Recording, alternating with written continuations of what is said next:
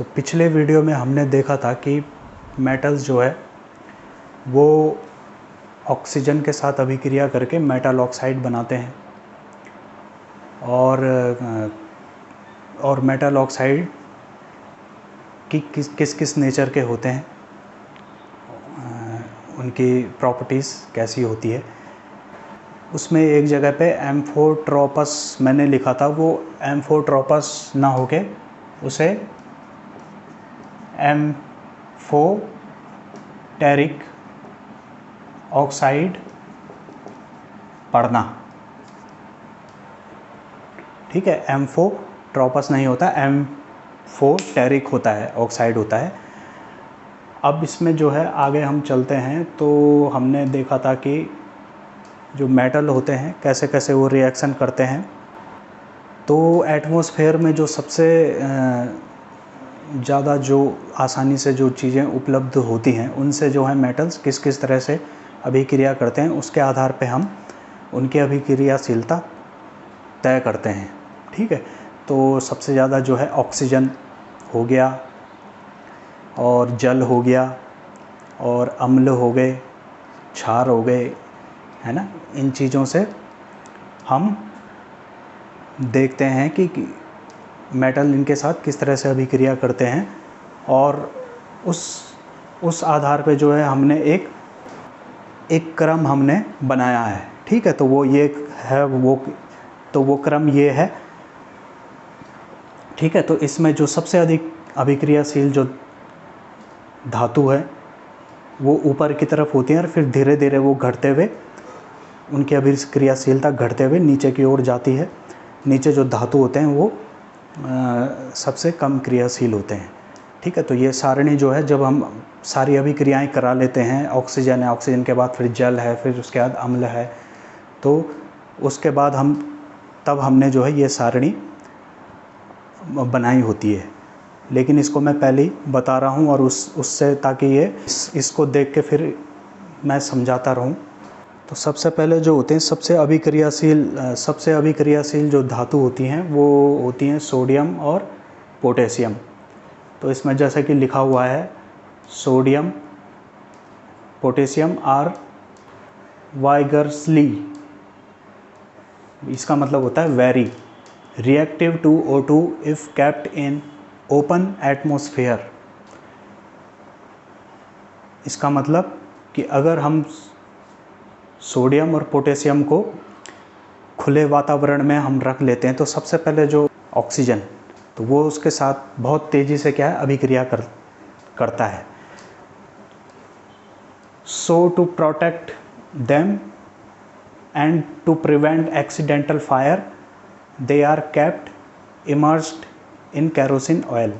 मतलब कि उनकी सुरक्षा के लिए, ताकि वो अभिक्रिया ना करें और अभिक्रिया करने के फलस्वरूप जो है ना आग पैदा होती है, उससे क्या है उन्हें बचाने के लिए क्या है उन्हें रखा जाता है इमर्स्ड मतलब डुबा के रखते हैं केरोसिन ऑयल यानी कि मिट्टी के तेल में। ठीक है, तो सोडियम और पोटेशियम बहुत तेज़ी से अभिक्रिया। इसके बाद हम देखते हैं मैग्नीशियम, एल्यूमिनियम, जिंक और लेड, है ना। ये जो अभिक्रिया करते हैं ये कैसे करते हैं, धीरे धीरे। ठीक है, धीरे धीरे ये अभिक्रिया करते हैं। सोडियम और पोटेशियम तो बहुत तेज़ी से करते हैं, लेकिन ये क्या करते हैं धीरे धीरे वातावरण में अभिक्रिया करते हैं और इनके ऊपर जो है क्या होती है मेटल ऑक्साइड की एक लेयर चढ़ जाती है। ठीक है, in normal temperature the surface of magnesium, aluminium, zinc, lead covered by a thin layer of metal oxides which prevent inner metal to further oxidation. यानी कि जो ऑक्साइड लेयर होती है वो क्या करती है, इनको एक बार बनने के बाद जो है वो जो अंदर का जो इनर मेटल जो होता है उसको वो फिर आगे उसके ऑक्सीडेशन से वो रक्षा करती है। ठीक है, एक बार रिएक्शन हो गई तो जो मेटल ऑक्साइड जो बनता है वो क्या होता है फिर वो रिएक्ट नहीं करता। एक बार कर दिया तो उसके बाद फिर दोबारा रिएक्ट नहीं करता। उसके बाद क्या होता है अंदर की जो इनर जो मेटल होता है वो सुरक्षित रहता है। तो ये जो होती है बहुत धीमे धीमे अभिक्रिया करती हैं। इसके बाद आता है आयरन। तो आयरन में क्या लिखा हुआ है, Fe does not burn on heating but Fe filings burn vigorously when sprinkled in fire flame. इसका मतलब कि आयरन जो है वो हीटिंग में बर्न नहीं होता है, जलता नहीं है, लेकिन जब आयरन को हम उसके फीलिंग्स यानी कि उसको जब पाउडर फॉर्म में हम लाते हैं तो उसको जब हम स्प्रिंकल्ड मतलब कि छिड़कते हैं किसी ज्वाला के ऊपर, किसी आग की ज्वाला के ऊपर, तो वो क्या है बहुत तेज़ी से जलने लगता है। तो ये आयरन का गुण हो गया एक, कि इस तरह से वो अभिक्रिया करता है। आयरन वैसे धीमे धीमे ऑक्सीजन से भी अभिक्रिया करता है और फेरिक ऑक्साइड, फेरस ऑक्साइड के रूप में जो है जंक का वो निर्माण करता है। ठीक है, तो एक तरह से ऑक्सीजन के साथ अभिक्रिया होती है, वो एक तो धीमे धीमे होती है और एक बहुत तेज़ी से होती है। ठीक है ना, जैसे कि मैग्नीशियम ही है। मैग्नीशियम एक शुरू में एक किताब के पहले पार्ट में जो है मैग्नीशियम का एक एक्सपेरिमेंट था जिसमें मैग्नीशियम को हम जलाते हैं, तो जलाने के बाद भी वो क्या बनाता, मैग्नीशियम ऑक्साइड। अब अगर वो धीरे धीरे अगर हम उसे वैसे भी रख दें उसे एटमॉस्फेयर में, तो वो मैग्नीशियम ऑक्साइड बनाता है, लेकिन धीरे धीरे बनाता है। ठीक है, तो अगर हमें तेज़ी से अभिक्रिया करानी होती है तो हम क्या करते हैं, उसे जलाते हैं आग में। ठीक है, जलाना क्या होता है, जलाना भी एक रासायनिक अभिक्रिया होती है, उसमें भी वही होता है, ऑक्सीडेशन ही होता है ना। जब हम कोई वस्तु है, ठीक है, कोई जैसे मेटल है, मेटल क्या कर रही है, धीरे धीरे वो रिएक्ट कर रही है ऑक्सीजन के साथ, है ना, उसका ऑक्सीडेशन हो रहा है। लेकिन हम उसे अगर तेज़ी से हमें अभिक्रिया उसकी करानी है तो क्या करते हैं, हम उसे जलाते हैं, जैसे कि इनको। ठीक है, तो जलना क्या है, रासायनिक अभिक्रिया है। ठीक है, कि जैसे किसी वस्तु होती है, उसका एक ताप होता है, एक इग्निशन टेम्परेचर होता है उसका, कि जब हम उसे गर्मी देते हैं, उसे हीट करते हैं, तो एक उसका टेम्परेचर जो है, एक इग्निशन टेम्परेचर पे जब वो पहुंचता है तो उसके बाद वो क्या करता है, तेज़ी से वो ऑक्सीजन के साथ अभिक्रिया करता है।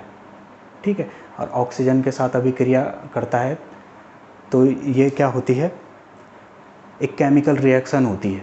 ठीक है, और उसके बाद तो वो क्या बनाता है, ऑक्साइड वो बनाता है। ठीक है, तो आयरन के बाद जो है हम देखते हैं कॉपर को, कि कॉपर किस तरह से अभिक्रिया करता है। Copper does not burn on heating but covered with a black layer of copper oxide.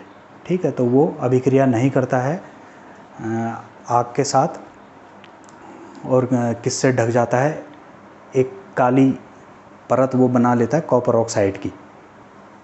ठीक है, यानी कि वो क्या है, हवा में रखेंगे तो अभिक्रिया नहीं करेगा ऑक्सीजन से, लेकिन जब हम उसे जलाएंगे तो तब इस तरह से वो कॉपर ऑक्साइड बनाएगा। इसके बाद जो है अब हम देखते हैं गोल्ड और सिल्वर।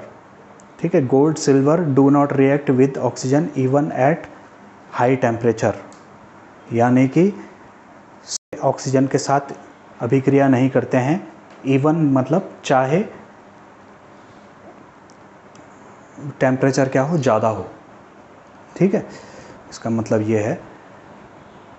तो इस तरह से जो है ये अभिक्रिया की दर है, rate of reaction of metals with oxygen. Oxygen के साथ किस किस तरह से धातुएं अभिक्रिया करती हैं, इसमें बता दिया गया है। अब इसके बाद जो है हम देखेंगे कि ये जल के साथ मेटल्स किस तरह से अभिक्रिया करते हैं।